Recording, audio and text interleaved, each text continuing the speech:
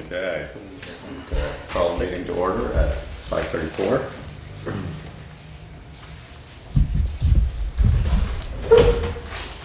Entertain a motion to accept the minutes of April 10th.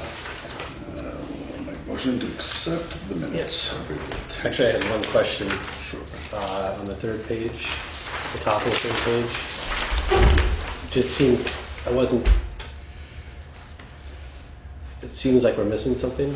It just starts with inform the select board of the meeting held by Putney. And it doesn't follow through from the page before. It's part of my, it was part of my town manager's report. Oh, okay. It was one of the Okay. sections of it. So we could just have that say Cynthia informed the select board of the town of the Yeah. meeting. Okay, yeah. Okay, yeah. I All right. wasn't sure. I was funny when I was typing it. I felt funny to keep writing Cynthia. Amend that motion with that correction. You can say the town manager. The boss. And person taking notes at the same time.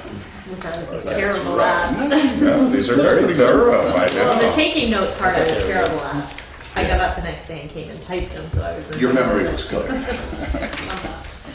Okay, so it's been moved and seconded to accept the minutes of April 10th with the amendment of adding Cynthia's name. If there is no further discussion, all in favor signify by saying aye. Aye. Aye. Any opposed? Okay. Water sewer discussion. Bert, Yes, so you're just wanting to change your ERU usage? You don't, you have one reservation, I wanted to, what I'd like to do is the reservation, where I'm just paying the bond instead of the water maintenance where I did not hook up. And I would like to get the 2.2 for the sewer down to 1.0. And I think the 2.2 was actually calculated when it was a dorm for Landmark College. I think it this goes is back. your property that's right 63, at, 63 Main Street. and how many units are in it? Well, there's no apartments. There aren't anymore? Oh, I thought there were. No, it's just office space. The Yellow Barn has 2 full-time employees, and Annie is solo in that office, and then they have people come in and out, and I have an office there. So that's all we have. There's basically 4 people in the building, sometimes more. And even way back to Archie saying, you know, this shouldn't be 2.2, but we got to get it metered to really know. And then So, but it's not metered because you're... it is metered now. I metered it back when it started. It was installed on July 31st, so Joe took 3 readings so that we can see what's actually going out. Okay. I've got the numbers here if you want You them. metered your So, own. sorry, Yeah. you metered, so you don't have water coming in? No, I'm not hooked up. You just have septic going out and you Right. meter that? Right, but we didn't know really. They said, well, we can't really put it down to the one we had decided on for an ERU for the water until it's metered and we really know. So I was told to get it metered, and it's taken me a while to do it. But it's done. So the first meter reading was 928.12 at 4,000 gallons, which is 65 a day. And then 1228, Joe took another reading. And then I was running 56 gallons a day. And then he took another reading March 29th, and I'm down to 28.8 gallons a day. So I'm considerably under the 250. Yeah, 250 for one, not to mention the 2.2. Right. So And your reservation, I don't remember, is a reservation based on the number of ERUs, or it's just a hookup, isn't it? the reservation was set up so that if you pay the reservation, you don't have to pay a hookup fee. Right, no, I know that, but I'm just wondering, that, and that's not based on the amount of usage, it's just based on the Well, The it's bond. number of based on the hookups. It's based on the bond. Well, it's based on the allocation, which we use ERUs to determine what that allocation You do, is. okay. So we'd alter that to be 1 also. Right. So the request is really to take the sewer flat rate of 2.2, at 2.2 ERUs down to 1, and then be reservation only at 1. And on the water, right, Yeah. which it's already currently being charged for water. Right, at but 1. but eliminating the A operation. water and operation and maintenance. maintenance, right, of course, yeah, okay.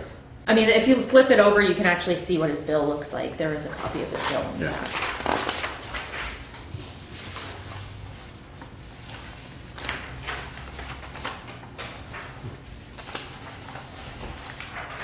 I mean, this is one of those things that Bert came in and we've been talking about the water system, and this is one of those things that as we go through this process of looking at each account, you know, when we see something like where it's 2.2 for sewer and then 1 for water, it's like, well, why is that different? Yeah, You know, so I mean, for this particular property right now, we have the luxury of knowing the usage actually, 'Cause which it's is metered, unusual. right. Yeah. So it seemed fair to me at this point, especially while we're going through this process. And I don't know, like he said, the 2.2, no idea Yeah. where that. it I may, think it was landmark. it may just Yeah. have been, it was based on the current usage, whatever it Yeah. was. Right at the time, and it just stayed that way, from when it was a dorm for Wyndham College. I think There that's- would have been, there would have not been any sewer system. Oh, there wasn't then? No, Oh. and then it was, Well, remember it was a hardware Yeah, store it was for a a brief woodworking while? shop, and it was Yeah, been a that's few right, different right, things. and then, and there was an apartment upstairs at the time. Yeah. Or office Yeah, it's been a space, few but there were different- two distinct businesses. Yeah, I in didn't realize. I was probably guessing at the- when the sewer system was established in 76, Oh, I thought it was before. I want to say. I think I'm almost positive it would have been either 75 or 76. Yeah, and it was a hardware store in 74. Right, right. And this guy was an electrician on that building. Yeah, so I'm not sure where they came All from. right, I think For the 2.2. now There was something for a while. No, it wasn't Harris. It was He did work in there, I know I that. mean, this is Ronnie, one. Ronnie. What's his last name? It'll come to me. This is one of those things that's difficult for us because, you know, when we get a new property or we get a new business that comes in that needs a wastewater permit from the state, we're getting, you know, this is what, if they're at maximum capacity, this is what they're gonna need. So we have a document that we can go by. Right. But this process of the use of the building changing, we don't always know.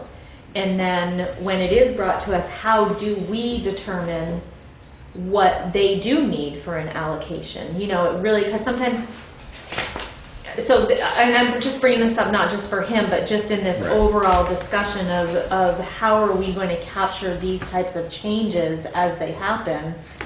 Well, there's a permitting process for turning part of the space into an apartment. Right, but if it's, Okay, so you would Yeah. have that point at which you would pick it up. right, there are certain Now, as you're changes saying, that, but it's a building that goes through, historically goes through a lot of usage. yeah. And goes back and forth. Yeah, I mean, if it's a restaurant, we get notified because they have to, you know, the state gets involved in the permitting. If it's, you know, like from one office usage to another office usage, it depends on how many people are coming in, how many employees they have. So there's this, I don't know what the determining factor will be. I think you know, an ERU probably Covers, bases it on, you know, relatively maximum usage, I Yeah. would think, so. so, You know, it seems like whenever these things get metered, my experience is I don't think we've ever had anybody that comes up Uses, using more right, than. that an we ERU anticipate consumes Yeah. more. Can I just chime in? I pulled his folder because he has 11 fixtures and 1 rough-in, which is a lot for a single house. So if there were apartments and they were removed or bathrooms were removed, we weren't notified to remove it from the value. Fixtures. 11 11. toilets. I mean, Is a fixture a toilet, or is that just a faucet? Yeah, or- yeah, I mean, any plumbing fixture. but you must be There's cleaning only 6 rooms? toilets a lot. There's only 6 rooms in? But I mean, that's another, One But toilet, that two includes, sinks. that includes Yeah. outdoor spigots, it includes washer dryer, washer hookup, you know. Right, It's right, anything. anything. Showers and toilet, right, even laundry sinks, because it's a drain, so, sure, a two-bathroom house would have at least 8 hookups or less. Yeah, at least, Right. yeah. Okay, no. So, Count. yeah, I mean, I think for the Yeah. most part, if we're overcharging, we have to depend on people to come and bring it to our attention, because there's not much other way for us to do that. I mean, quite a few of them are metered now anyway, aren't they?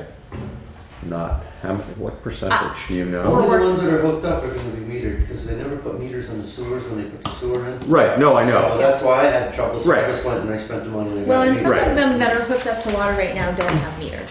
Oh, they do? Right, some don't. You So- weren't required to meter it. It's only if you felt that it was There is basically in your best interest. there is a requirement in the, Now in there the is? ordinance, yeah.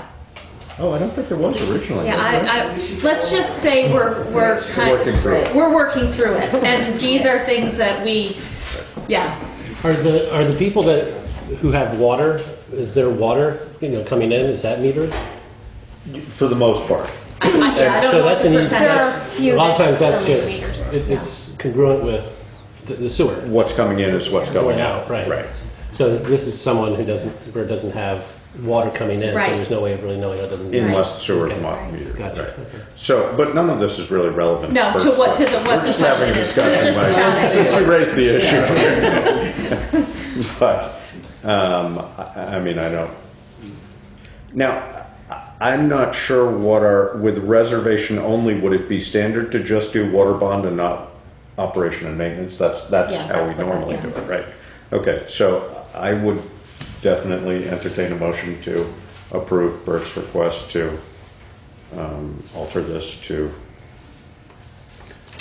All right, so moved, how about that? And we can write Yeah, it- and on the other side of that. Write that up Yeah. as we need to. so to alter Reflect where this is. Bert's usage to be charged at a sewer flat rate of 1 and a water bond at 1 ERU. It's been moved. Yeah. Second, Steve? Second, okay. It's been moved and seconded to approve Bert's request to change to a sewer flat rate of 1, water bond at 1. If there is no further discussion, Thank you. all in favor? And I didn't know, Aye. thank you. I don't know if you knew, gosh, I was on the water committee when we did this, so that's how I sometimes interject when you talk Here, about we'll- water. Yeah, no, that's fine. Well, that's all right, You know, we'll pick your brain at some point, you know. And- Oh, You know, I've we- already started. So much of this stuff is working on our And we collective also, memory. you know, these things come up in sort of different scenarios unfold each time. So every time it's a little bit different. We Right. don't, Yeah. Well, you know, if there's anything that I but- can do to help, you know. Yeah, as soon as Cynthia we- will be in touch. Yeah. Yeah, yeah, she will. Thank you. Thanks, Brett. See ya. Okay. Okay. It's a crunch time, so. all right. Thank you. Okay. Subcontractor policy. So I think it's basically up to Cynthia to sort of shed light on Okay. what this reality is. So when this kind of came to light when Kathleen and I were having a conversation about the cemetery and the requests for bids that are going out for the mowing of the cemeteries. So, but since then, I just want to make it clear that this isn't really a cemetery discussion, although Right. that's what kind of brought it to light. It's a town policy that I need to know how the board and we feel about what our policy is on hiring subcontractors to do whatever the work might be. Paint the building. You know, if we hire somebody to dig, I mean, Brian's talking about maybe hiring somebody to help put some culverts in, you know, because they have bigger equipment, that kind of stuff. Mowing the cemeteries, all of the things that we might subcontract out to, and what is the requirement on that subcontractor for us to reduce our risk as far as insurance is concerned. So, although the discussion started with the cemetery, it really is not General just policy. general And- policy. And do we not have some written policy somewhere about hiring subs? No. As far as we know, we don't? No, Okay. not found anything. So after the last meeting and after some more discussion with Kathleen, I did a little bit more research to make sure that what I was saying was what I remembered being told. So I called our insurance company. That was the email that I sent you from Tara regarding workers' comp. So really the choice for us is either when we hire somebody, we either require workers' comp, which takes the liability and the risk out of our hands, and that's across the board, anybody that we hire, or if they don't have workers' comp, we add them to our policy, which is what we've been doing. We haven't been adding them, they've been adding them when they come to do our audit. So it hasn't been a practice of us calling and saying, look, we have somebody. Proactively doing Yeah. it. Right, okay. So general liability is not an issue. Everybody knows they need general liability insurance in order to do work. It's the workers' comp section. So under her workers' comp, she said that if you hire subcontractors who do not have their own workers' compensation insurance, your premium calculation will be modified to include any amounts paid for their labor. So that was what I was saying, they'll add them to our policy. The additional note from them is they don't recommend that we do that. Any loss will be part of our experience mod, and then our policy will be adjusted for that. So if someone was to get hurt, they put in a claim, they found that they should be covered under our workers' comp policy because they consider them an employee, then They'll charge us for it. they'll charge us for it. Right. So one of the things that I also did was I called, and this all kind of came to light for me, I don't know, how many years ago was it, Laura, we went to that training? 3? It's like 2010. I Yeah, think. 2010. There was a guy there from the state of Vermont, workers' comp division, and he went through this, and everybody in the audience was like, what are you talking about? We can't buy workers' comp for ourselves, independent I mean, there were a lot of people there that have husbands that are independent contractors or were independent contractors themselves. The way that they view an independent contractor is different than the way the IRS views it. The IRS has these standards, and then, I mean, it's silly. There's They being the insurance people or the state? the state. Yeah. So they use a different set of Right. standards, and the basic one that they ask when someone puts a claim in is the work that they performed for you part of your normal course of business? Like, would you be required to do it? So, you know, there's a gray area. I even asked him about the painting of the building. Really, is that within our... I can see grading a road. We have to do that. Or hiring somebody to snow, Right. to help to plow. But the insurance company, I think, is taking the stance that we're going to put them in because the state is so gray in that area of... And really, when it gets to the state level, somebody's got to pay for this claim. I mean, the person is hurt. So those are the choices. The choices are either we cover them under our policy when we get them, or we require the workers' comp. So it Insurance. costs a significant chunk of money for somebody to pick up a workers' comp policy on themselves for, you know, somebody who's going to do us mowing, for example. Yeah, I don't Do know we- the exact number. Yeah, it's substantial. You know, I know it's a minimum of $750. I think it's more than that actually. But if somebody were to get badly and or permanently hurt because of work they were doing here, what would the workers' comp implication be for us? I mean, how long, you know, the number of hours billed and the amount we pay. I mean, to pay workers' comp on a lawnmower person who does $1,000 worth of lawn cheap. mowing for us, exactly, Yeah. in a year is very little. Yeah. But what if they get what if they get hurt and continue to collect workers' comp over time? Do we keep carrying that responsibility? Do you know?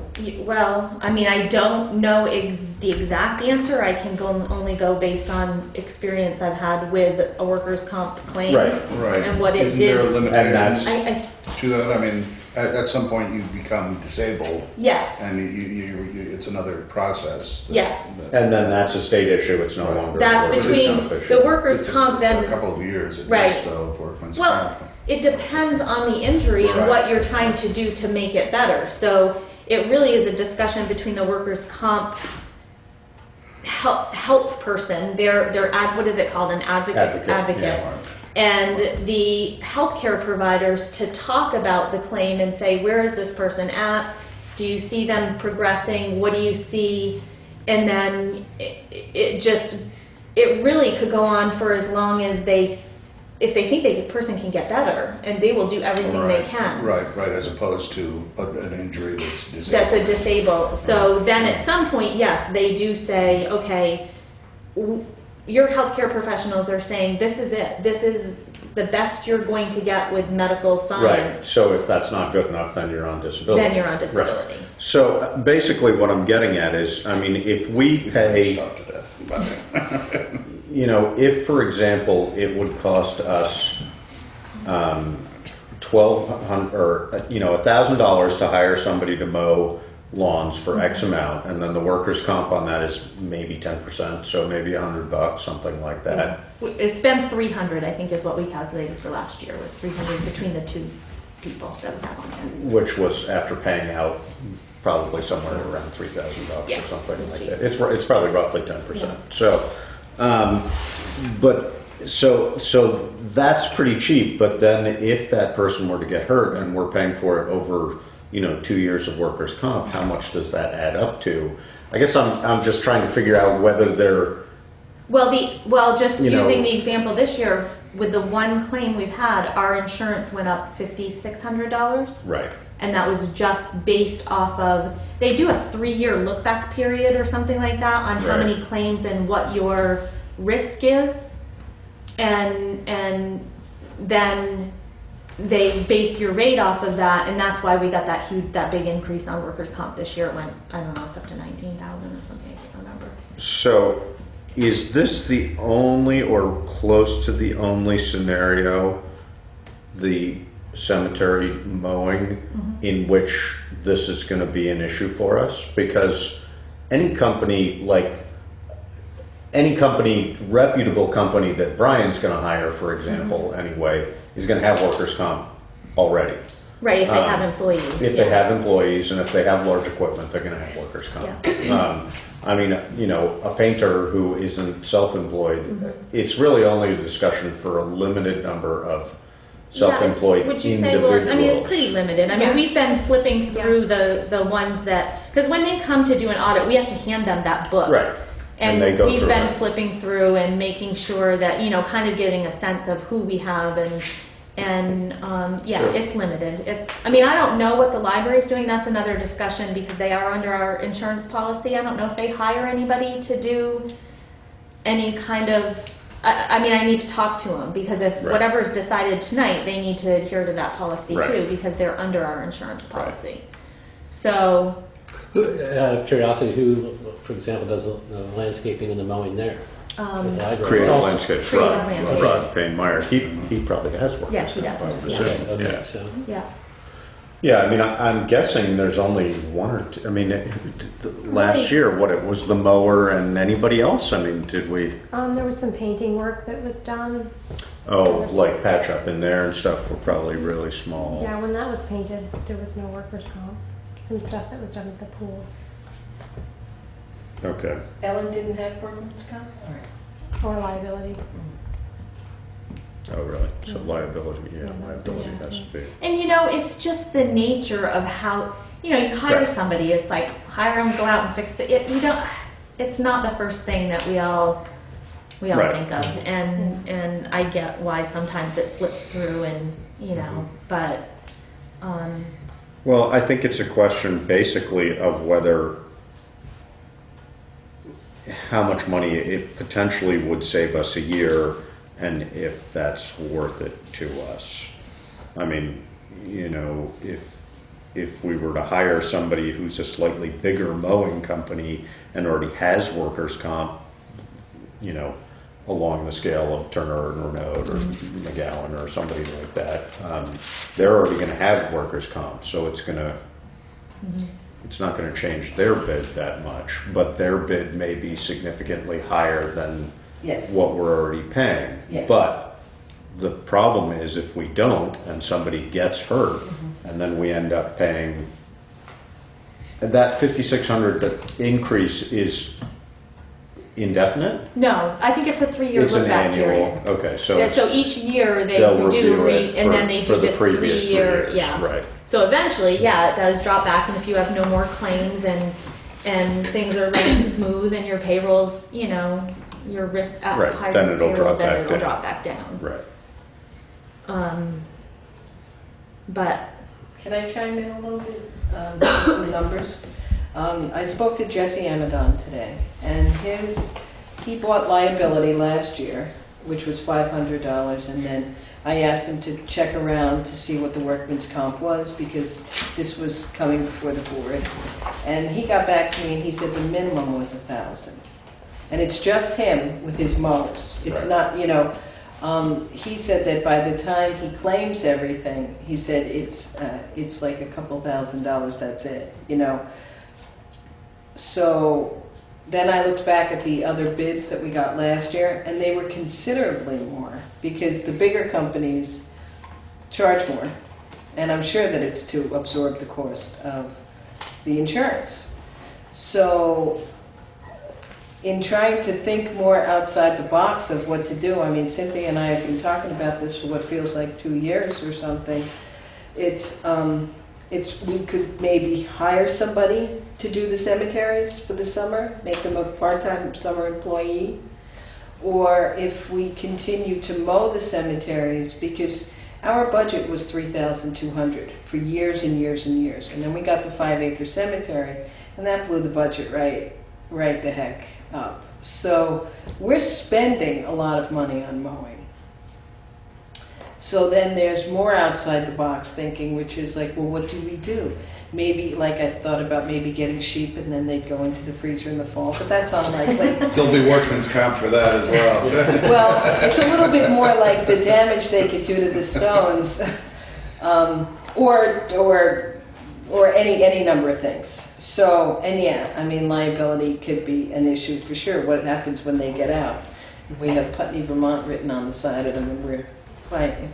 Anyway, then another plan was to take up the grass altogether and just put down a ground cover that doesn't need to be mowed. I mean, we would still need spring and fall cleanup, but fortunately, we get volunteer help from the schools for that. And that works out great, because then the kids actually sweat in the cemetery a little bit, so they have a little more respect for it throughout the year. So that works out great. But the mowing is a problem, you know. I mean, right now, the people we have mowing do a great job. They're there for when the volunteers show up to do the spring and fall cleanup, which they volunteer their time, because they're also local people who also pay taxes, and they want it to keep it as reasonable as possible. I mean, everybody wants the same thing, and nobody's on the other side. I mean, the insurance companies, it's like extortion. You know, I don't know how. well, I mean, I don't want this to be us against the, let's face it, if you're a person that's working somewhere and you get hurt and it's a substantial injury that puts you out of work, you are looking for somebody to pay. You don't need insurance until you need it. Of course. So, And that's why we have- it's not, you know, yes, insurance companies, but the state has made these rules, but they made them because so many people that were uninsured then fell back on insurance companies and the state to pay. Right. When they needed it, they looked for somebody besides themselves to pay for it. You know- So the rules were made because so many people this has happened to. I hope I never have to say that, you know, You need workers' comp. I hope Right. no one, because that then means somebody is substantially injured and has to Right. be out of work. I hope that this never even, I hope once we pass something, we never even have to think about it again. But There's a, We need a guideline. Laura and I, when we're looking at paperwork and somebody's coming in to audit, we need the guideline and the guidance from you guys as to what I the mean, town wants. we're dealing with public money and a public responsibility. And There's a- those are the laws, therefore. But It we are, seems- but we're fulfilling that We by are, paying the workers' exactly, comp. on it. exactly. So Yeah, Well, there are options. Right. by taking that choice of a higher exposure to our for a longer expenditures. term, if something For longer, went sour. exactly. Yeah. Exactly. there's, But we are covered for it. We are covered Yeah. if we, somebody is covered by our workman's comp. So it's there's, not covered by in the community garden, one of the things that we do there is we carry a liability policy because people are digging and running and doing whatever, sharp tools. And we all sign a hold harmless waiver. So, Yeah, but that doesn't work Well, for us. unfortunately, Okay. harmless, particularly again with municipalities mentioned. and I actually, public money. I With actually, personal, again, I think you can actually, they will hold up.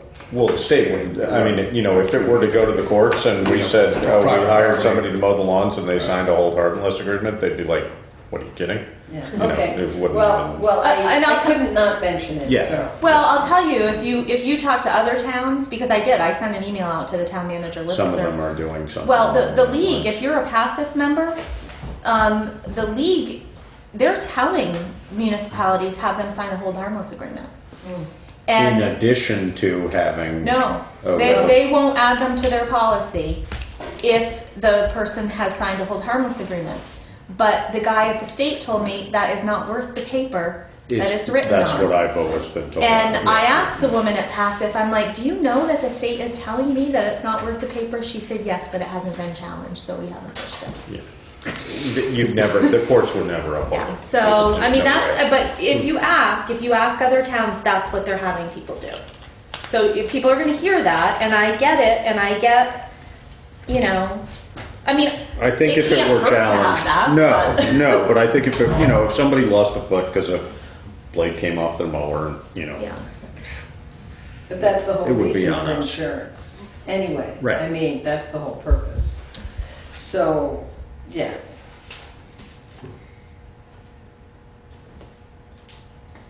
I don't know. Honestly, it really makes my professional opinion Yes. that's and exactly the It's your opinion. as the person who is charged with trying to look out for the best interest of the town of Putney, not individual groups or organizations, my recommendation would be that you require workers' comp. Yeah. Do I like it? No, I don't. I would rather see it be back when we could hire a 15-year-old to go in there and do it in the summer for a summer job and not have to worry about him being supervised, whatever. But as far as being in responsibility for that, I feel like that it is something that we need to require. That being said, if you guys choose something different, as long as I have a vote and a policy that you guys agree on and you're fine with it, it's not a personal thing for me at all. It's, Right. No, I don't think it is for any of us. I Yeah, mean, I'm fine with it. It has worked for years. It's not something that, but the law has changed a bit in the past few years.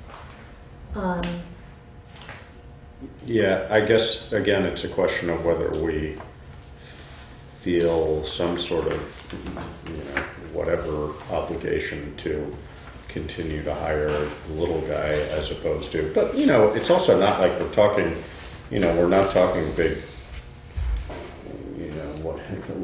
nationwide lawn care companies. We're talking about, No.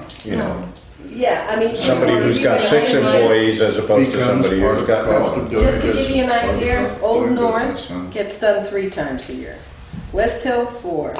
East Putney, twice. Maple Grove, 5 times. That was this past year. Now, the year before, Maple Grove was done much more because Don Strange, who had had it for many years, and he hired somebody to come into Putney with the equipment and do it.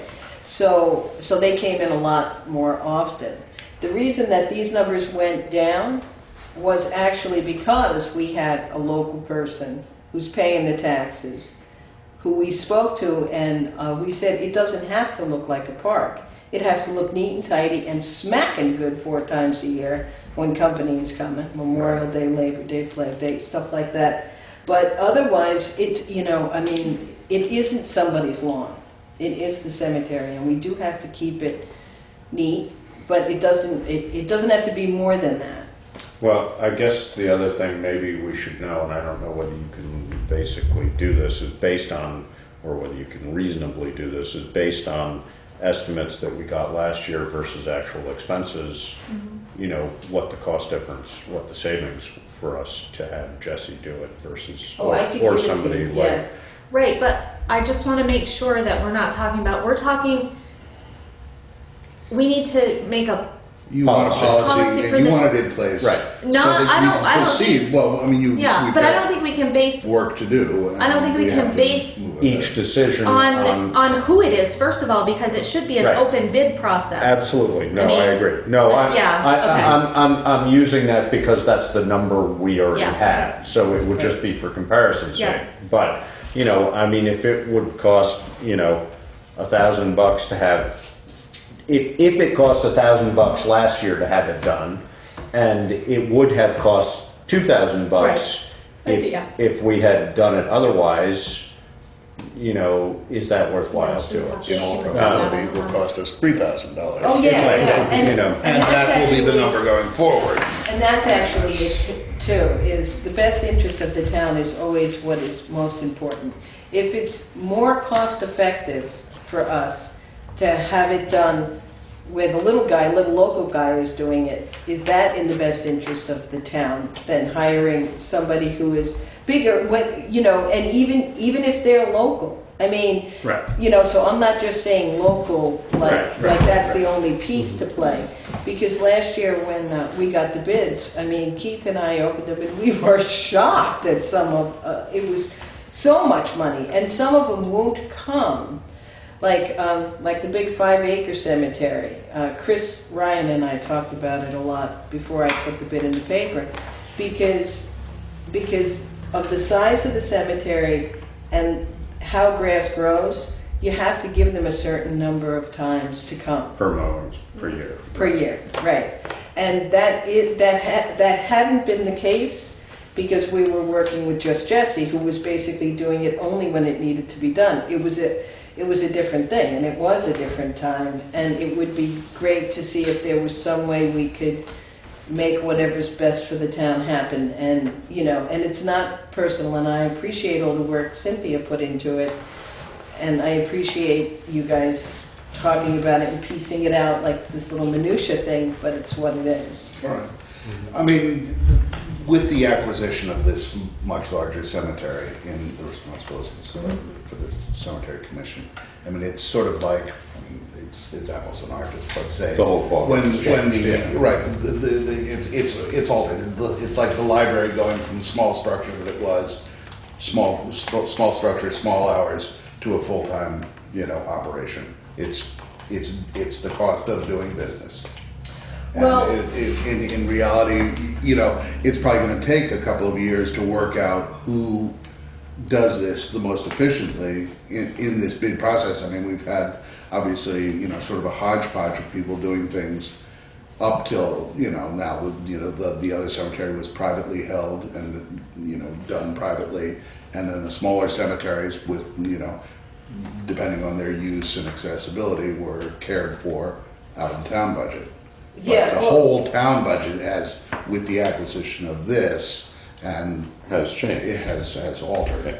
Right, but I mean, even what they were doing, they were paying somebody $20,000 a year Oh, to mow. absolutely, which was Which way we too were, much. you know, I mean, so right away, Right. there was less money That was, spent. and that's Which and is that's why fine. they had to give it up, because So- they were broke. Because And they that's were broke. going through Right. this process where, you know, finding who's going to work out Right, but I mean, there's and working there's a- with legitimate, you know, people, you know, present, you know, that just are covered and, you know, just sort of a non, you know, Yeah, but just- that's just the less- only, I mean, everything else has been maintained the same way. I mean, Right. the only reason that the Maple Grove one got on the bidding process was actually because Don Strange had said to me for a couple of There's years, nothing preventing the cemetery commission from taking 2 bids.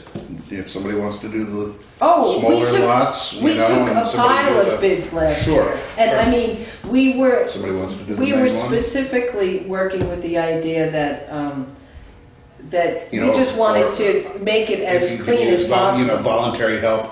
I know, like the Dipping Hole Cemetery over the years has been, you know, an entirely voluntary. You know, It still is. You know, yeah. it's just- Yeah, I mean, Okay. yeah. Hang on, Cynthia. This one, One sec, Steve. Cynthia had a question. I just Sorry. that was one of my questions was, are you putting it out to bid as the cemeteries as a whole or separate? For this year, I wrote so many different ads because I didn't really know what we were going to do. Yeah. And I didn't want to put it out until we had a chance to have this discussion because honestly, I didn't want to have to do it twice. And I didn't want people to be getting back to me, and I wanted it to be as simple as possible. But for us tonight, the decision we're trying to make Yeah. is whether Right. we hold whatever contractors we use for this to provide workman's comp. Steve. well, I'm just thinking, it seems like there's 2 types of this temporary employment or subcontractors. There's the cemetery, which is going to be an annual thing. It's always coming. Painting the Right. building is going to be Right. every Every 5, once in a you while. know, whatever. Right. So you got kind of 2 categories there. Now, I mean, maybe this is fudging too much, but to keep it local, say with this particular person, regarding the cemetery at least, if he needs $1,000 to pay for his workers' comp, why doesn't he up his bid $1,000? We're off the Exactly. hook. No, Everything's that's- on him. That's Right, what it because- That's what it would right. force. It would Yeah. force that So, issue. yeah. Right. So, It's under the heading overhead. but then when you're coming to do paint buildings and stuff, you know, you're going to want. I mean, I guess it depends whether interior or exterior, but you want someone, probably a bigger company, who can be OSHA compliant and everything like that, Right. because you have a lot more Get risks. off. Lead They're going to be issues on the and ground so or on. off the ground, right? And now with lead. But I guess that, I mean, still, there's no policy. I know, it's difficult. Well, I no, think, I know what you're I saying. think the basic policy question for us is, do we want to require this policy across the board, which is one way to do it? Do we want to have a financial cutoff for it? You know, i.e. any contract over $1,500 requires that it has workers' comp as well. You know, they all require general liability, but do we have a financial cutoff for that? And if so, is there a benefit to us from that? I think that for me, you know, the cemetery commission thing, like Steve says, that's going to keep coming back. So that's sort of an oddball one for Yeah. us. I think, I mean, my feeling is general policy should be that yes, everybody's required to have workers' comp. Is this enough of an oddball so it doesn't make sense for that to apply in this situation? I don't know. And I don't know whether there's a reasonable way to sort of break that out. Well, and we need a reasonable way when we're looking Making a at decision. making Right. decisions. Right. And when people are trying to make decisions whether they want to work for us or not, Right. that they know the rules. I Right. mean, it's not fair to have It's this. the rule for everybody except some people. Right, you can't do that. I Right. mean, it's No, just I agree. not. It's just not how you can do business as a. That's where you get yourself Yeah. in So they, trouble if you treat everybody the same. You know, and whether what that same is, it doesn't really matter to me as long as we're covered. Right. Then I really, you know, I strictly in this, when I talk to the insurance company and when I talk to the guy at the state, They say half. they were adamant with me. Right. So, Right. but that doesn't, that's why we're a local government. That's why this system is set 'Cause up. We can make our own. We can make our own decision. Right. Um, But just so you know, everyone else, when I talk to Brian, when I talk to Tom, when I talk to everybody else, they're fine with it. Okay. It's just a requirement. There's no question that I've gotten from, I mean, Brian talked about an independent contractor that asked about doing work for the town, and Brian told him the requirements, and he said, okay, I'll go get it. yeah. No, I mean, So in that's case not- I want a bid, I have it. I think you know, it's- so. Yeah.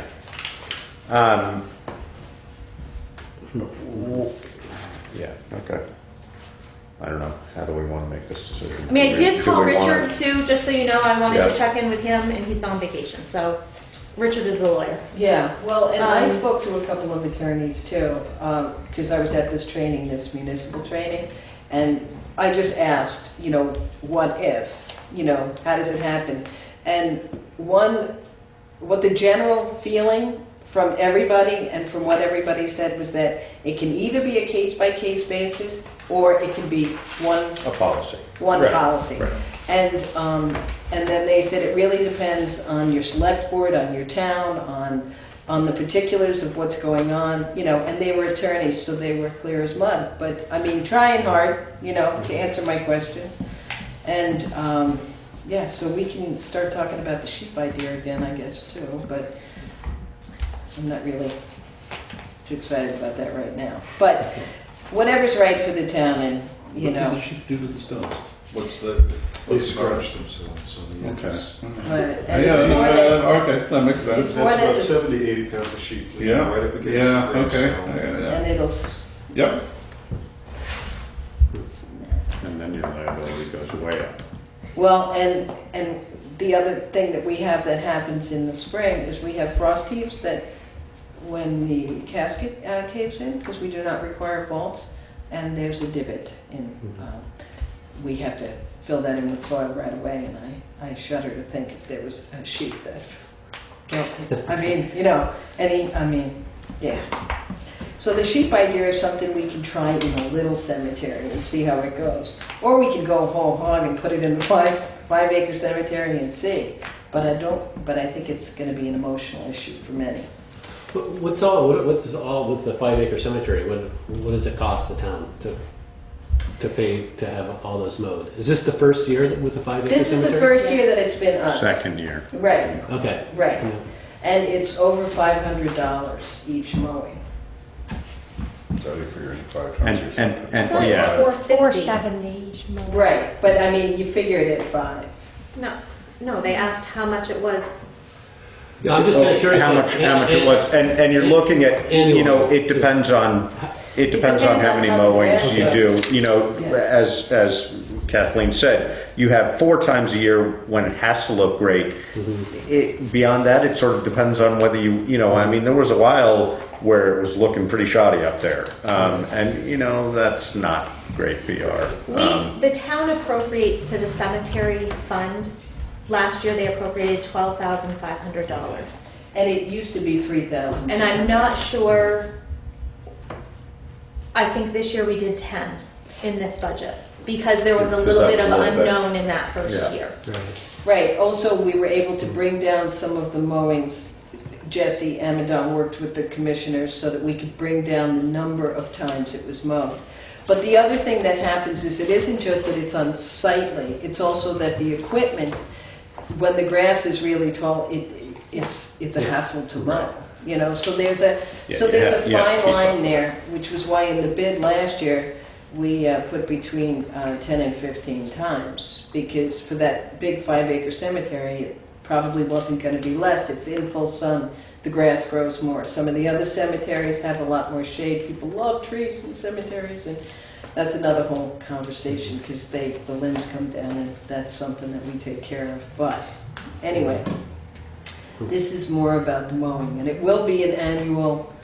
I mean, it's not going to go away unless we Well, get I mean, if ground it's, cover. you know, if it's $1,000 more a year on a $10,000 contract, is he interested in the 5-acre cemetery or not?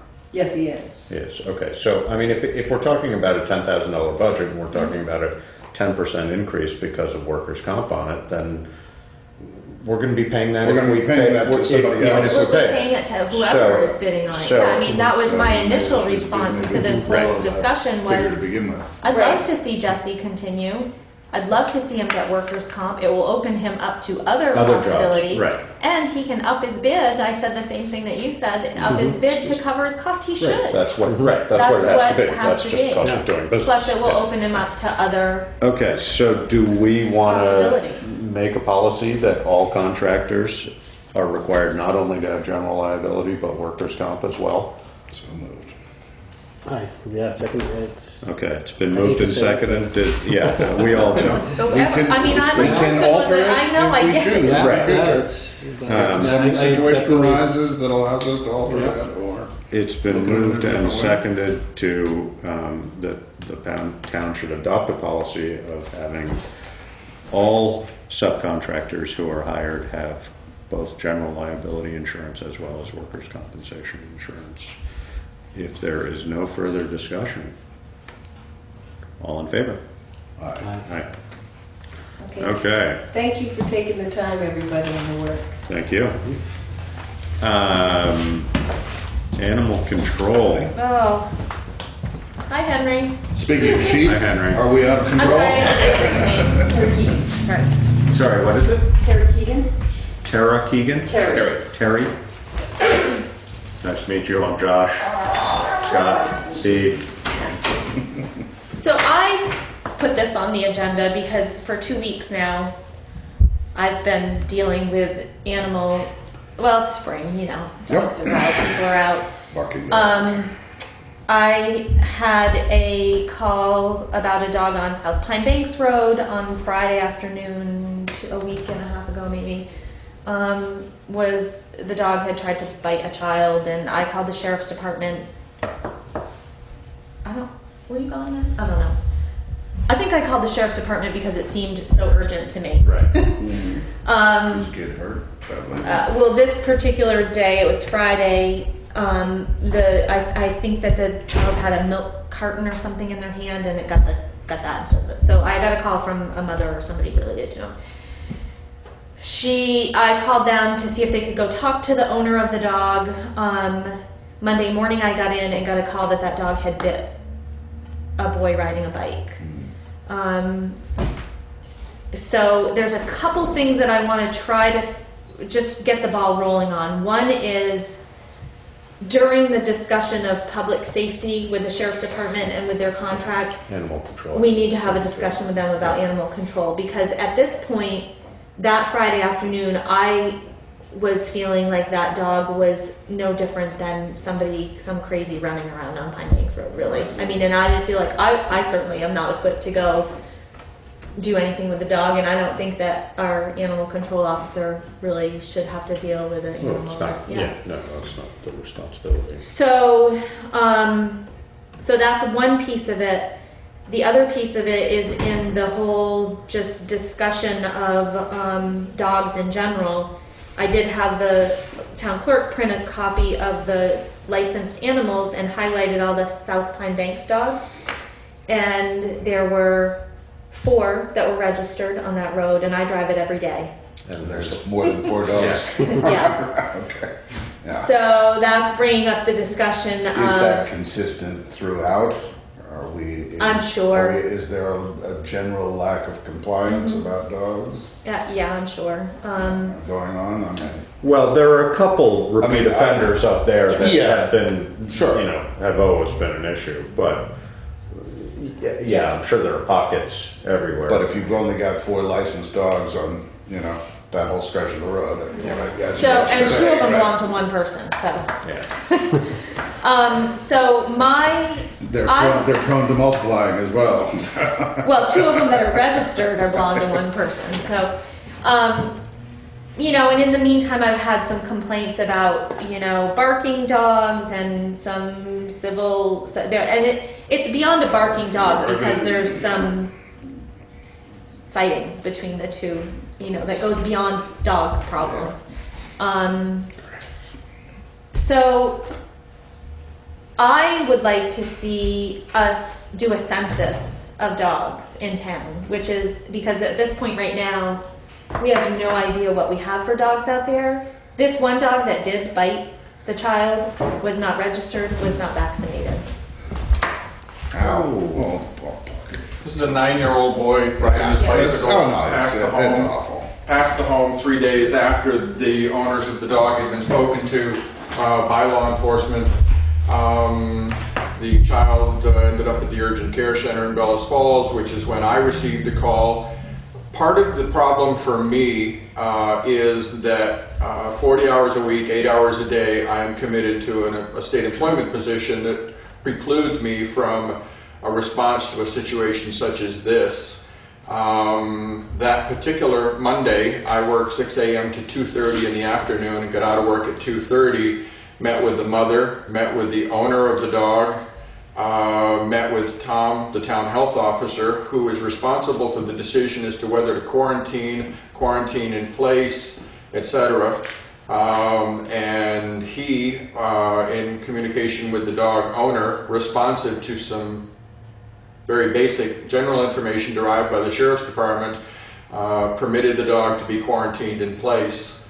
I met with the owner of the dog, photographed the dog, did some on-scene discussions with them about the mandates, that we would return in 10 days to examine the dog, that nothing could happen to the dog, they had to prevent exposure to rabid animals, etc., for the 10-day period, and they have been compliant. The dog has been restrained, but the underlying issue here is what happens when I have spent 6.5 hours in the last 3 days attempting to locate a dog which was reportedly hit by a car at the south end of Putney. I was nearly late getting here tonight because Tom and I have been looking at some of the worst terrain this town owns, which is behind Putney Meadows, between Old Route 5 and Route 5, that triangle. And there is a hound in that triangle that has been there for a couple of days that we just simply cannot locate. I have trapped, I've used the trapped, which has to be monitored hourly, etc. And we can't get our hands on the animal. But a dog, we don't believe, we think it was dropped off. It has no collar tag. It's a male hound, 24 inches roughly at the shoulder, injured. I've talked extensively with the Humane Society, with Zekud Band, the animal control officer in Dummerston, the Westminster Animal Hospital. Yeah. Don't believe we can identify an owner at this point. So, but that brings to mind the response issue for a dog bite, which needs to be kind of an emergent response. A dog situation like this, we're in the middle of our main street in Putney creating traffic hazards and whatnot. Who or how do we get a response to that type of a situation? The one on West Hill that she's talking about turned into a criminal investigation, malicious damage between neighbors, fighting over a barking dog, etc. So, how much animal control service can I give you? I believe Cynthia is underestimating. I believe more than 1/3 of the population of dogs in the town of Putney is not accounted for or licensed. Yeah. It was my idea originally. I talked with the Humane Society about conducting a census, and they have gone to their listservs and can't find people who have conducted censuses of dogs. Two other issues that are related. Annually there's a warrant issue, and there's also the issue of a pound. If I get my hands on this hound that is... What do you do with it? Right. What do I do with it? Because the Humane Society, with the contract for services to the town, will not take a vicious dog. If Tom felt that the owners were not able to impound that dog safely on Pine Banks, South Pine Banks Road, or it was a public safety risk to children or something, and we were going to seize it, we have no place to deliver it. Right. The Humane Society, by contract, will not take a vicious dog, and by virtue of the bite, it is now a vicious dog. Right. They closed the door. So, God bless Cynthia. She's made some phone calls and talked to some people. The Animal Advisory Board that you appointed are saintly people. I've worked with them through many meetings now to make some modifications, but we are confronted, we're up against some issues that we need some help in addressing. Yeah. And I think one of the things that I want to just add to that is that what the challenge is, and the reason that we brought this whole census thing up, is that there are at least 2 other pit bulls on Pine Banks Road right now, South Pine Banks, that I received a call from another woman who there was a pit bull in her yard in the morning. She has no idea who it belongs to. At that point, I didn't know if it was the dog that had bitten the child. So I did some... But we don't know whose dogs these are to even, we have, I mean, I looked on our records and we can do it by breed, and we couldn't, So we have no idea who these dogs, they might belong to Westminster people. I don't know, Pine Banks Road is a, And we used to approve, but haven't for several years now, and I hate to use the expression, but the shooting of the dogs. We don't officially do that anymore, and I don't know whether that's just because we haven't approved it for a while, or whether it's, Haven't been presented implied in Well, statutorily, or what, I don't know, but it used to be that annually we would, I think that's what you're talking about, because the law warrant. enforcement community is not approaching you with that request. Right. Okay. So, the other question I have is, Keith had brought up the issue a couple years ago, 3 years ago probably, of getting an animal control officer on board as part of Wyndham County Sheriff's, and I don't know whether that's, yeah, whether I he's don't, gotten I mean, anywhere with that, but. I don't know either. I mean, and that's why Terry's here tonight to talk. I don't want to put you on the spot, but she, there's just this.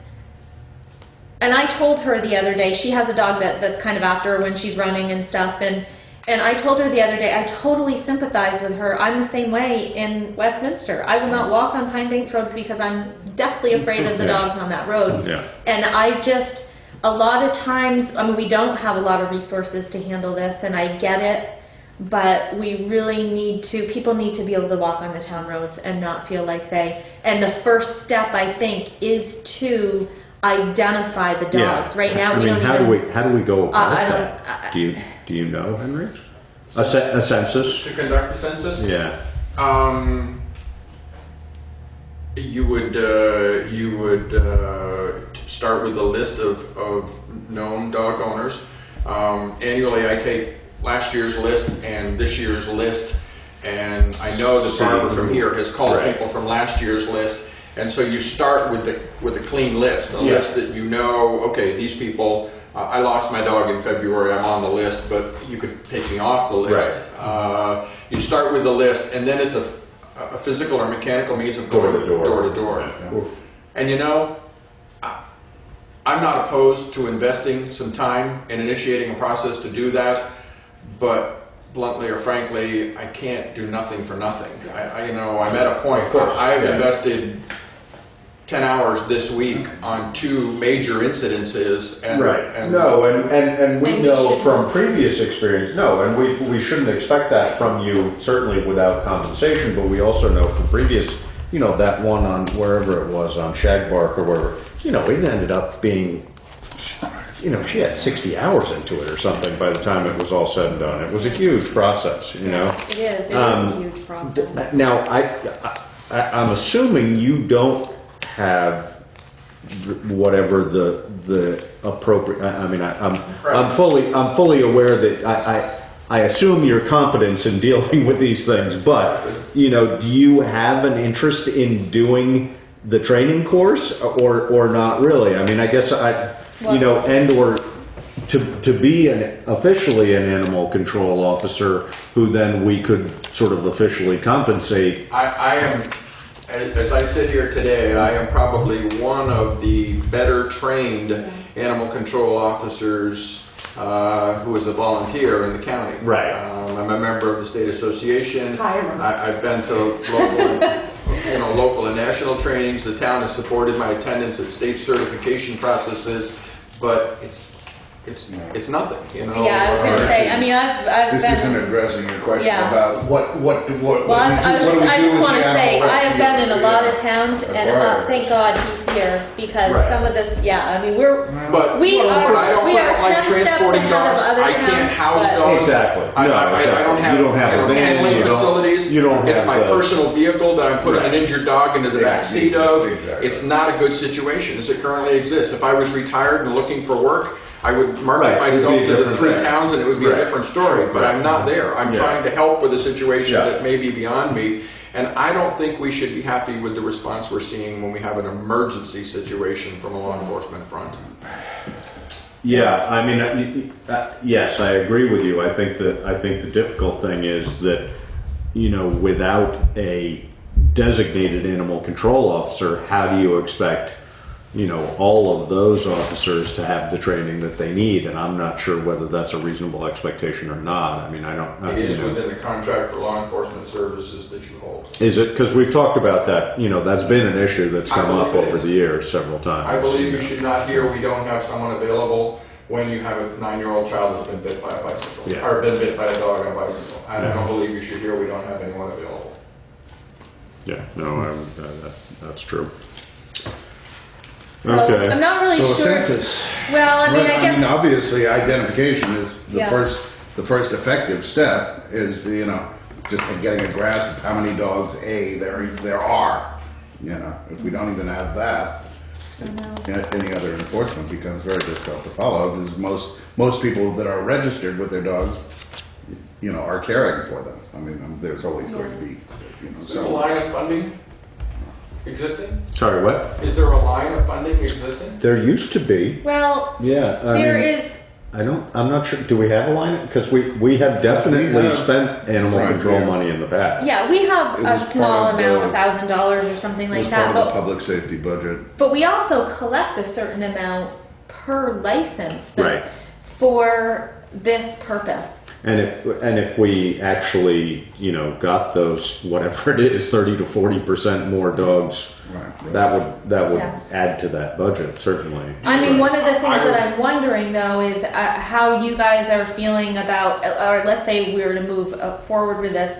I mean, I'm telling Henry, go, if you see somebody and their dog's not registered, it's time to issue a violation. We gotta start issuing violations. Something's it's gotta be a concrete.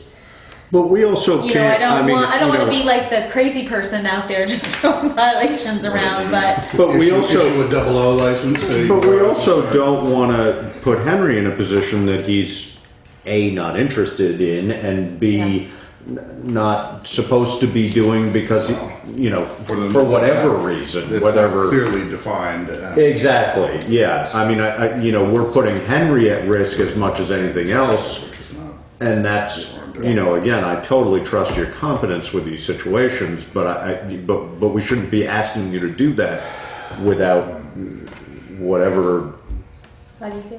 whatever the reasonable compensation is or what. I will, I will tackle a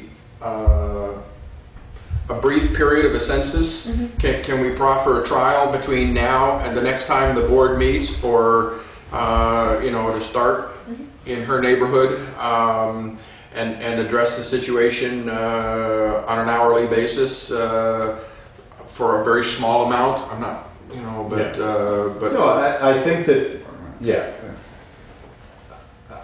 I know that there was an hour, we could go back and find what the hourly was that we paid for that woman who was the animal control officer. It wasn't a huge amount of money, but it was, I don't know, 12 or 14 bucks an hour or something like put that. some gasoline in the tank. better than and a stick in the they- eye, right? Yeah, exactly. I think that's fine. I mean, I think we need to do it, and if we end up being able to, recoup some fees, then that offsets that a little bit. I don't know. I mean, what do we need to do? Well, anything more official maybe than we that? do or- it. I mean, maybe we combine those fees with some fines at this point. Yeah, I mean, I think at this if point. people are not going to be compliant about licensing Yeah, dogs. I mean, I think at this point, that's what I was wanting to have him do. I mean, it's something Yeah. that I think needs to be done.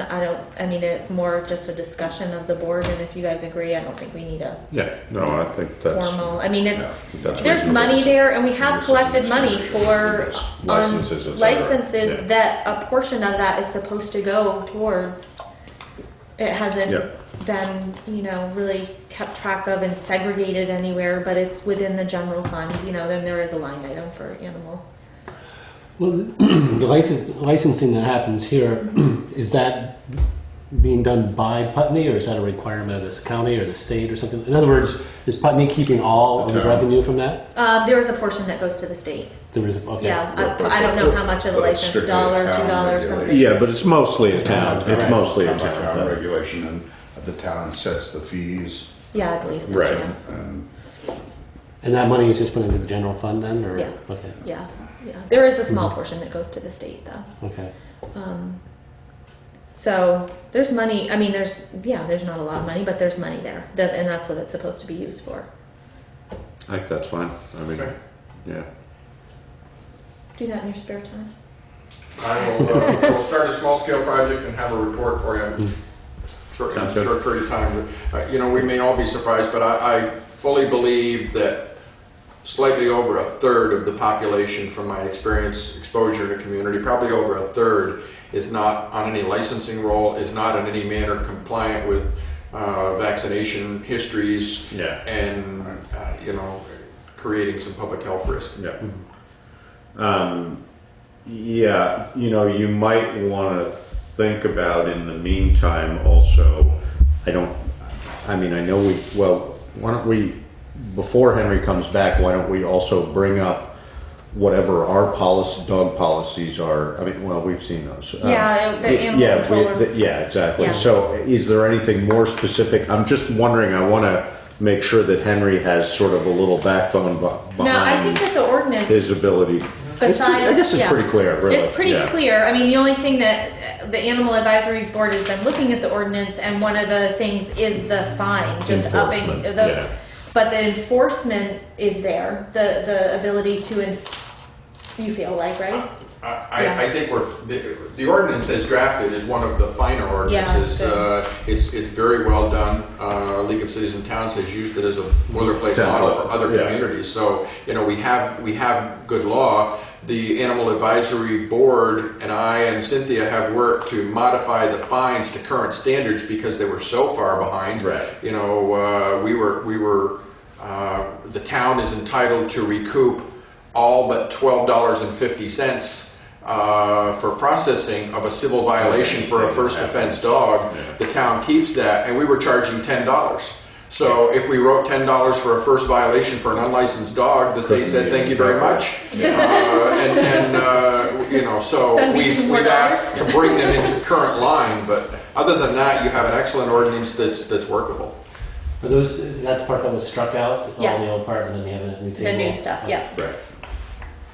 And that will be becoming, you know, we'll have to set up a public hearing for that. We have In had an order to- inordinate amount of dog bite situations. Tom and I have covered, I would estimate 3 to 5 in the last 6 months. Wow. Many or most of them involve loose dog situations. But there seems to be an inordinate amount of the increase of dog bite complaints. Tom handles them very well from a health officer standpoint. He is the ultimate say on the decision of a dog.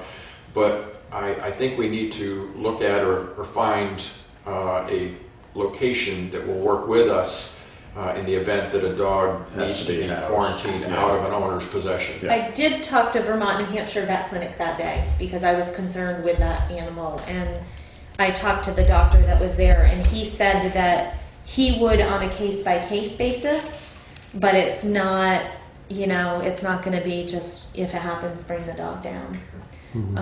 He said he hadn't been contacted in a long time about it, so he didn't even know. He thought the Humane Society was doing it. So he wasn't opposed. I mean, he would have taken that dog for us that day. He said that he I would. mean, what do we do with this? I mean, how long is this quarantine? It's 10 days for rabies. 10 days, and Right. it began the Monday of school vacation. Right, so in all probability, So this dog's we are- going to be just as miserable and dangerous after 10 days, you know. Well, I So will you're not tell you, a getting neighbor behind, came yeah. forward and called me, and she asked if it was okay if she walked the dog on their property on a leash because she was concerned with that. Yeah. And so she stepped up and she went up every day and walked that dog for them, so that she felt like it would help with having that animal quarantined. So Right, but I mean, yeah, but I you know, agree. if we're right back at the beginning. I mean, Yeah. I grew up in a Minneapolis with a dog that terrorized all the kids in the neighborhood. Yeah, it's frustrating, isn't it? It is. It can be. Sure. Can I just, so there's also a leash law. Is that, I mean, there shouldn't be, I mean, there could be dogs that are registered who are dog who follow the 30%. But what about dogs that might be registered, but then they just come out and, you know, you're running by and this dog comes out, blah, blah, blah, blah, blah, blah, blah. No, but you know, it's like, that's not supposed to happen. Am I correct? No, the ordinance identifies an area of the town that's basically from River Road to the line to the central school, that is a zone where a dog cannot be allowed to run at large. If you live on the northern end of River Road or on Pine Banks Road South, you are not required by the ordinance nor by state law to restrain your dog, to have it kenneled or leashed or Great. as long as it's on your property. The problem comes when it enters a public highway. That's where the violation starts. So for joggers, runners, bicyclists or whatnot, it's a dangerous fine line. You know, is that dog going to stop when he gets to the end of the driveway, or am I about to get attacked? So like if I'm coming up Quarry Hill Right. and a dog comes out from their property and it's Until it barking- leaves their property, Oh, it is they're on their- legal. but it's on I think their- didn't I read that it's 25 feet from the center of the road? The right of way, yeah, Yeah, anywhere so- within the right of way. Right. Technically, they shouldn't even be near the edge. I don't want to Technically, gamble with this yeah. lady's safety when she's on Pine Banks Road, and so we overtly try to proactively work with dog owners, but these dog owners are not compliant. They are not, it's going to take some violations, it's going to take some civil violations or court appearances to get some attention, and when it starts diving into their wallet, they will comply. I'm concerned for her safety in the interim. Yeah. Yeah. But it's supposed to be under the owner. The owner should be able to. You would think if you hear your dog I barking, know. then you come out and you call it. What Right. has his or her attention, and then call me back. And that It's a doesn't happen. responsible dog owner. We Well, don't yeah, have responsible dog owners in that situation. It's, so yeah. No, and I think the ordinance does provide for, even if it's not, even if it doesn't have to be restrained, it does have to be, under control or something, doesn't it? Isn't Not that? outside of the not outside of that zone around the village. Is that right? Okay. I'm not sure why I thought that, but I thought, an owner is responsible. I guess that seems inherent to me, maybe, It's- that, yeah, like it's you inherent to say, me. yeah, that You know, it's like, that if somebody's dog is problematic, then it's the owner's problem, but I don't know, well, maybe that's one thing we should look at amending if it's not there. Well, thank you for Okay, your time. thank you. And I'll be in touch. Thank you. And Thank you, Henry. Thank you, Henry, thank you Yeah, much for appreciated. doing Yeah, this. I'm still, Tom and I have put together a crew to help try and locate this potentially injured animal. I will talk to Vermont, New Hampshire, if we locate it, but I will have a census or some information for Cynthia before you meet again. Thank you. Now don't come barking by my door. My son is presenting a science project, and Go. We're not going to talk about the. I'll come back, or we're agreement good? anyways. we're not going to. No, because the lawyer's putting it together. That's for the thing. So, do you need me to come back or not? Do you want to talk about the public safety committee the next time? Yeah. Yes. Okay. So no. Sorry. Go, no. The rental.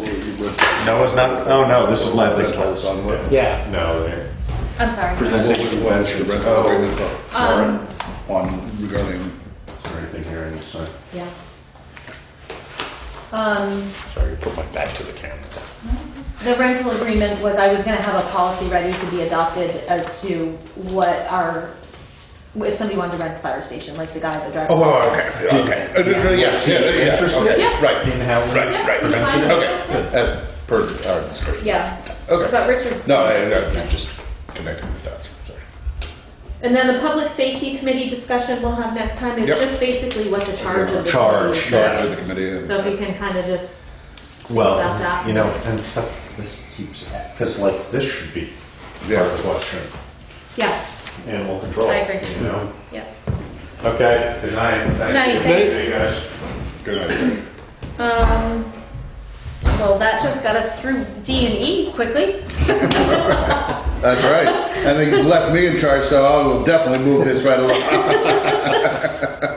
I just wanted to. You want me to go? Yes. On. Fire away. Okay, I just wanted to give you guys these are some things that are coming up. This is that Vermont Health Connect. Is this Mike Murphy's thing? Yeah, just to give you an idea.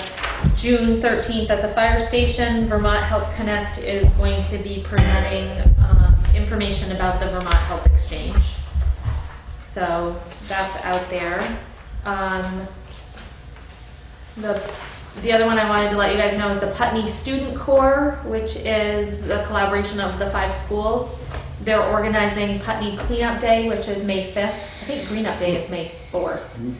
But we're going to have some of the students are going to clean up around the recycling bins down by the fire station, and they're going to do some sidewalk. They're going to do some poop patrol. And perhaps joining the hunt for the hound of the Maybe. Baskerville there? Yeah. Right? So that's May 5th. And then there is a Safe Routes to School grant meeting Monday night at the elementary school at 6 o'clock, I think it is. The school had gotten a grant years ago to do a Safe Routes to School project, and it's finally, the design is ready to be presented to the town. So I just wanted to mention those 3 things for the It's public Monday, and for you Monday guys. at 6? I think it's at 6. I have to look at it's out on the board out there. And then the only other thing I wanted to mention tonight was that I went to an economic development.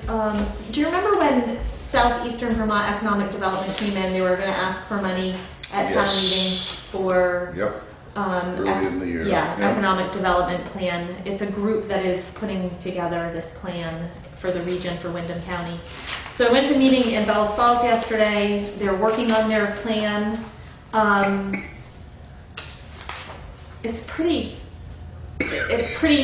scary what's going on with the region, and you have to go onto their website to really get a feel for what they found out. But I did come back, and I'm going to have a meeting and start talking with the business community just to see. I'm going to these meetings, but I don't really know what the needs are, what the problems are for the business community in Putney. So I've reached out to Randy at Putney and Daniel for Discover Putney, because he's got, and then I'll start try to get a group together and see. So I don't know if you guys are interested when I get that together.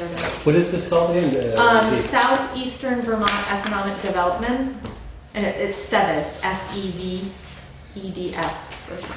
And you say there's a website? Yeah, there's a website, and if you read their findings of Windham County and the economic, decline basically, and the age groups of people and our aging population, and we've got a huge aging population, and it's interesting what they found out. But as I'm going, I'm trying to relate it to what Putney needs, and I just don't know what that is right. I don't know what their needs are right now. And we need people to come here, one thing, but so hopefully that'll happen within the next month or so. I can get together with that group, and they can just give me some ideas and maybe invite some of those people to the next meeting.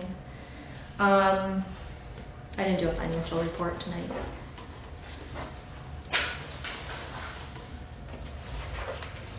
Warrants? All right, warrants.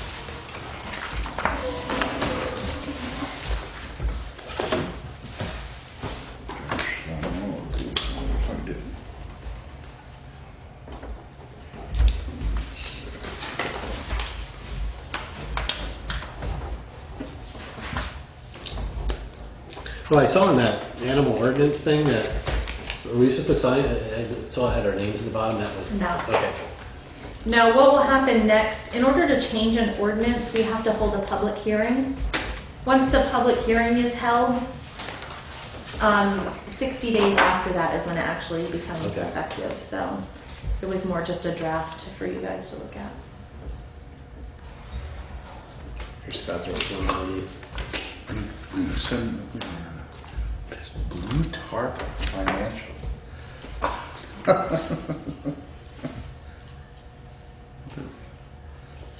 There's so the LED lights or something like that. That's just an interesting name of.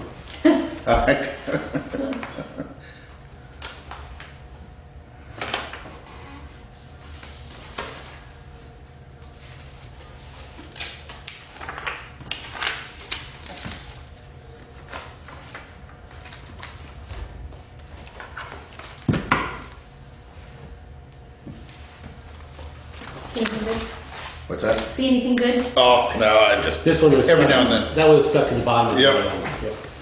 The payrolls, you know, are pretty much the same all the time. It's just Sometimes curious just to see. Oh, you should Where the look at all that. flow You of should. money is Yeah, going. I like it. Sure. Yeah.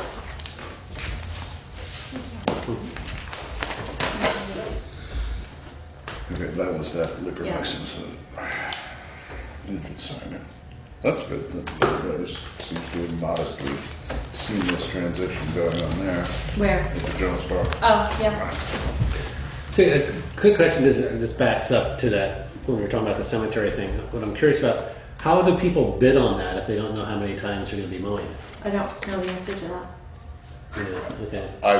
I gotta assume that they, before I haven't- bid, the proposal is sent out, that they'll establish. a I number. haven't seen the bid Okay. yet, yeah. All right, yeah. Right. I just don't, yeah, because, Yeah, because Oh, yeah. it's you know, they're putting it together from, you know, the information they had from when it was privately cared for, and then last year was really the first year Yeah. that we've assumed Okay. that, and it was sort of a set of stopgap measures to just get it done. You know, it sounds like Kathleen's got a reasonable idea of how many times a year it needs to be done. Yeah, I don't know, I didn't, So I didn't assume really that see the when bids they- from when they last put out year a either, proposal, so. that if the Okay. proposal is for X amount, Right. or maybe it's a up to, you Something know, or like something that, right. like that, I don't know. okay. Yeah. I Right, don't- yeah, it was just kind of, it just popped in my head. It was All right, some kind of odd. gonna get in the lawnmower business? I used to, but Oh, when I was a kid, that was. right, what I was gonna say, when I was a kid. Whew, things fell in. That, those are the days when if you got hurt doing something, you took the responsibility for Right. being stupid or whatever. Yeah. You know, now everyone wants something for nothing. Yeah. You know, You know, and a lot of times if you get hurt, the minute you get into the hospital, they say, where did this happen? That's the first question they Yeah. ask you. I know. and then are you insured? Or maybe that's the Right. first Well, that might be Sort of in the first question. same, Maybe it's in the same sentence. I don't have anything. I mean, I'm going to be working on the RFP for the solar with Daniel next Friday, so that'll be coming up too. But other than that, it's all been about dogs. well, that's kind of a shocking number, if only 30% of the dogs in town are licensed. Yeah. Because then it just does make it difficult when you have an incident and the dog is not registered at all, you know, or lost or anything. I mean, there's just awful. Scary. I mean, ultimately, doesn't this put us in some rather severe liabilities? You know, somebody gets chewed up on a county highway, suddenly isn't that, Yeah, I you mean, know? Well, I don't how does know. it, why wouldn't that fall on the owner? Oh, I'm assuming part of it would fall on the owner, but, you know. Right, depends on what we knew about it, I guess. right. That's true. Right. I mean, it it's, depends on what we- yeah, I don't, you know, every situation's gonna be different. Did the person who got bit by the dog react to the dog, you know, or taunt the dog, or, you know, or feed the dog, feed the dog alone, or? I think partially, if people start realizing that the town is serious about, you're still gonna have the rogue. Right. Yeah, there's always There's gonna be. always gonna be, you're never gonna get 100% of them, Right. and you're always gonna have a problem, but. Sure, you know, there's always been, Yeah. you know, the old mean guy down the road that had, you know, the junkyard dogs Yeah. or something, you know, that snapped at everybody as they went by. And that's an unfortunate. It is. Oh dear. Was it, yeah, was that Sam Capcara that got bit? I know he's a 9-year-old boy on, Oh, it's- No, yeah, that's not. oh, okay. Yeah. I was just kind of curious. 'Cause The other thing is too, is we're gonna be buying signs for the dog poop along the, so you'll see those pop up in the next few weeks. Yes. Right. Well, That's been a big discussion. that's a sure sign of too. spring, is so. Yes, that's been a big discussion too. A friend of mine is saying that the fines in New York City Mm-hmm. are so steep that you just never see poop anymore. Yeah, I mean, it's $200 or something. He's sitting at my desk with I was my gonna little say, violation right, pad. right. I'm not, Revenue builder. probably not. To go with your 00 license to Yeah. hunt dogs. I love my dog, but I am afraid of dogs. When they're not mine, then I'm not. I don't know. Yeah, oh yeah, they're too unpredictable. Yeah. Oh, they're- yeah. Yeah. Particularly, unfortunately, on breeds of dogs, but the popularity of pit bulls and stuff, they are, they can be very unpleasant dogs. And, how people keep them and take care of them. Are you moving to adjourn? Are we done? I'm moving to adjourn. I guess we're all done. Second? Unless we you have have nothing something else? else. I don't have anything. No,